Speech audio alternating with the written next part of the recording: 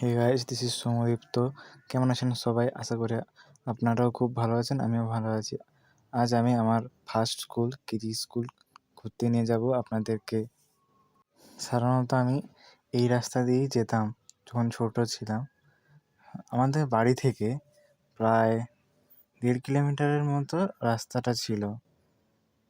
So ছোটোবেলায় এই রাস্তাটাই আমার অনেক বড় লাগতো, কিন্তু এখন তো অতটা লাগে না।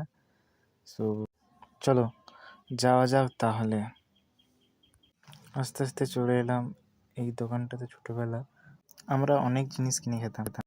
ফাইনালি স্কুলের গেটের সামনে চলে এলাম, যেখানে লেখা আছে রয়্যাল চাইল্ড এডুকেশন।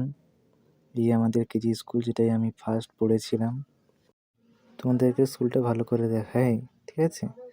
এটা হচ্ছে অফিস রুম, এটা স্টাফ রুম, আর এটা নার্সারি 1-এর এ সেকশন ছিল, আর নার্সারি 2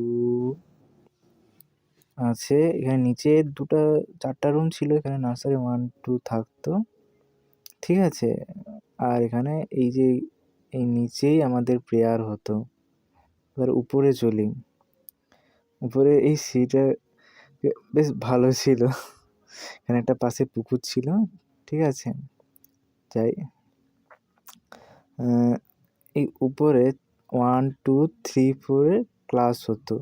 সেই কোণে 1, এদিকে এধারে 2, মাঝখানে 3 4 থাকতো। ভালো করে দেখাই দাঁড়াও তোমাদেরকে। তারপর নিচে এইখানে একটা ঘর দেখতে পাচ্ছি স্কুলের এখানে। এটা নতুন হয়েছে, আমি যখন পড়তাম তখন ছিল না। এটা হচ্ছে আমাদের এখানের স্বাস্থ্য কেন্দ্র, স্কুলের প্রায় সামনেই ছিল। এখানে এই স্বাস্থ্য কেন্দ্র ছিল বলে আমার অনেক সুবিধা হতো। যখন কিছু হয়ে যেত তখন টুক করে গিয়ে এখানে ডাক্তার দেখাতাম। এই দোকানটা নতুন হয়েছে। হসপিটালের পিছন দিকটা এই নতুন ঘরগুলো আগে ছিল না, এখন হয়েছে। এখন এই ঘরগুলোতে রোগীর পরিষেবা হয়। এখানে একটি অশোক স্তম্ভ আছে, যেখানে ছোটবেলা স্বাধীনতা দিবসের সময় মাল্যদান করা হতো।